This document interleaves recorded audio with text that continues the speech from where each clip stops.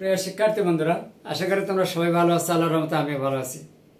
আজকের ভিডিওতে আলোচ্য বিষয় হচ্ছে একাদশ ও দ্বাদশ শ্রেণীর উচ্চতর গণিতের সরলরেখা থেকে আমরা কিভাবে পোলার স্থানাঙ্ক থেকে কার্তেশীয় স্থানাঙ্ক নির্ণয় করব তা আমি আজকে ভিডিও ক্লাসের মাধ্যমে তোমাদের সামনে দেখানোর চেষ্টা করব।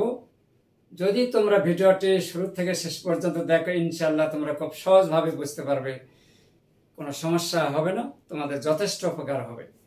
তো চলুন, আজকে আমি যে প্রশ্নগুলো তোমাদের সামনে সলিউশন করে দেখাবো তা কিন্তু আমি বোর্ডে লিখে রাখছি। আর যে বইটি থেকে প্রশ্নগুলি নেওয়া হয়েছে তা হচ্ছে রূপান্তর প্রকাশনী বই থেকে আমি প্রশ্নগুলো নিয়েছি। আমি এখানে প্রশ্নগুলো ধারাবাহিকভাবে লিখে যাচ্ছি। আশা করব তোমরা শুরু থেকে শেষ পর্যন্ত আমার সাথে থাকবে। কার্তেশীয় সমীকরণে প্রকাশ করবো আর কি, যেহেতু এখানে আর দেওয়া আছে, অবশ্যই এটা পোলার স্থানাঙ্ক। তো এই ক্ষেত্রে আমাদের কিছু বিষয় জানতে হবে, তা আমি লিখে দিচ্ছি।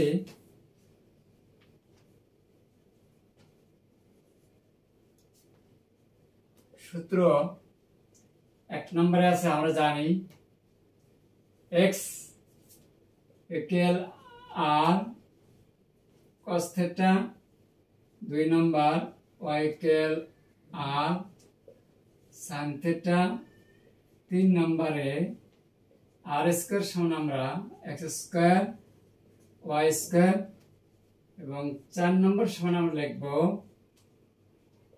tan θ = কত, y/x।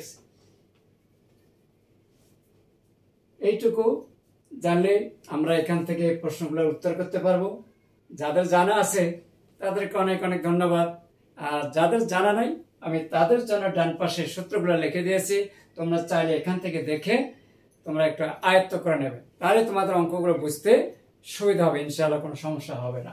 তাই চলুন দেখা যাক আমাদের এই সূত্রগুলো দিয়ে আমরা এখানে প্রয়োগ করতে পারি কিনা, কাজে লাগাতে পারি কিনা। প্রথমে 1 নম্বরটা নিলাম। এখানে দেওয়া আছে 1 নম্বর যদি আমরা নেই, এটার উভয় পাশে আমরা একটু বর্গ করে দেব।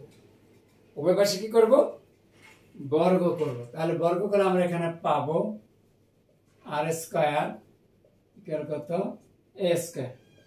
এখন তোমরা এখানে খেয়াল করো, এই যেখানে r² আছে তার সমান কি লেখা যায়, x² + y²। দেখো কত সহজ। তাহলে x² + y² সমান কত, a²। তাহলে এটা হচ্ছে আমাদের কার্তেশীয় সমীকরণের প্রকাশ।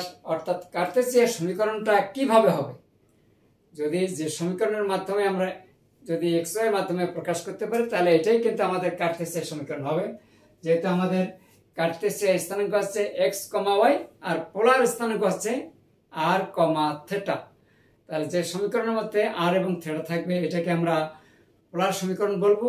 আর যেখানে x² y² বা xy থাকবে, এক কথায় এটাকে আমরা কার্তেশীয় সমীকরণ বলবো।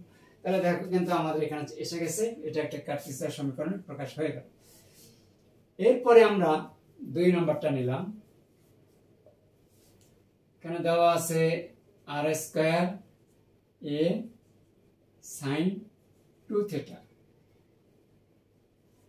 তাহলে এটা তোমরা অবশ্যই জানো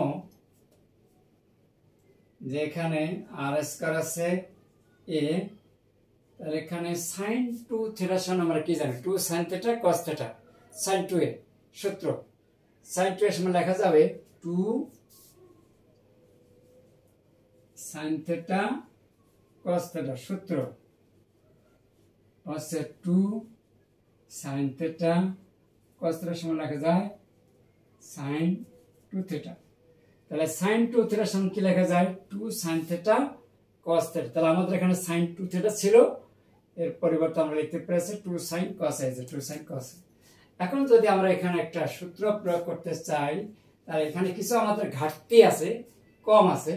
যদি x বা y প্রকাশ করতে যাই, তাহলে এখানে sin এর সাথে কি থাকতে হবে, একটা r থাকতে হবে, cos এর সাথেও কিন্তু এক r থাকতে হবে। তাহলে উভয় পক্ষকে আমরা r² দ্বারা গুণ দিলে বামে হবে r⁴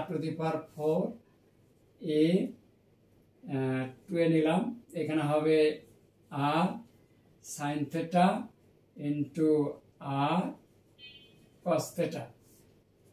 এখন আর স্কয়ার, তার উপর স্কয়ার দিলাম 2a। এখন আমরা এখানে লক্ষ্য করতে পারি যে আর সাইন থিটা সমান কি লেখা যায়, আর সাইন থিটা সমান লেখা যায় ওয়াই। এই যে এখানে ওয়াই দিলাম ইন্টু আর কস থিটা, আর কস থিটা সমান লিখতে পারি এক্স। হয়তো একটু সাজিয়ে লিখলে আমরা কি লিখতে পারবো, এরপরে আমরা আর স্কয়ার সমান লেখা যাবে এক্স স্কয়ার ওয়াই স্কয়ার, আর স্কয়ার সমান এক্স স্কয়ার ওয়াই স্কয়ার লিখে ফেলি। তাহলে x square plus y square, উপর আছে আর স্কয়ার, তারপরে লিখতে পারি আমরা 2ax y।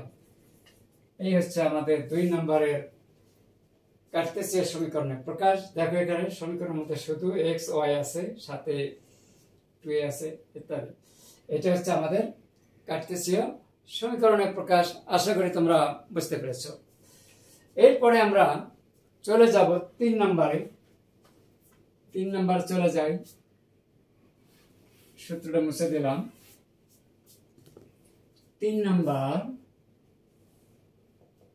খুবই সহজ, দেওয়া আছে, লিখে নিলাম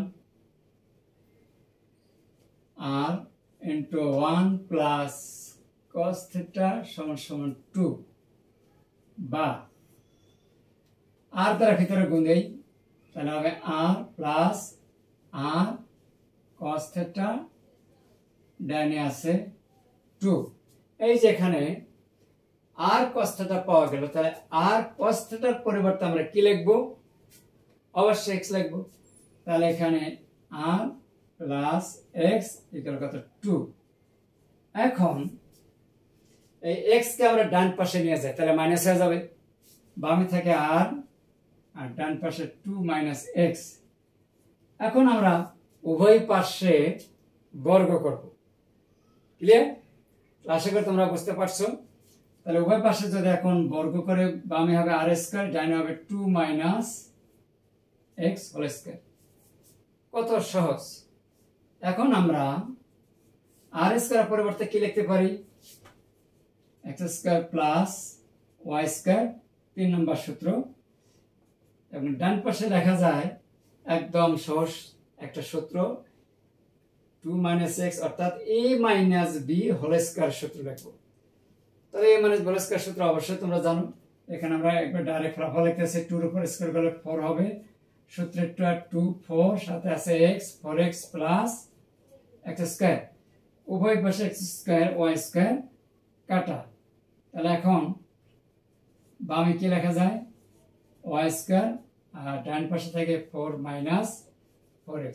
এইটাই হচ্ছে আমাদের কার্তেসীয় সমীকরণের প্রকাশ। দেখো শিক্ষার্থী বন্ধুরা, আশা করি তোমরা বুঝতে পারছো।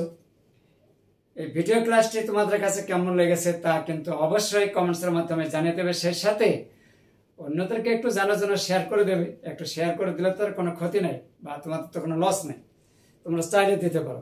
তাহলে অবশ্যই ভিডিওটি দেখা শেষে একটু লাইক করবে এবং শেয়ার দেবে।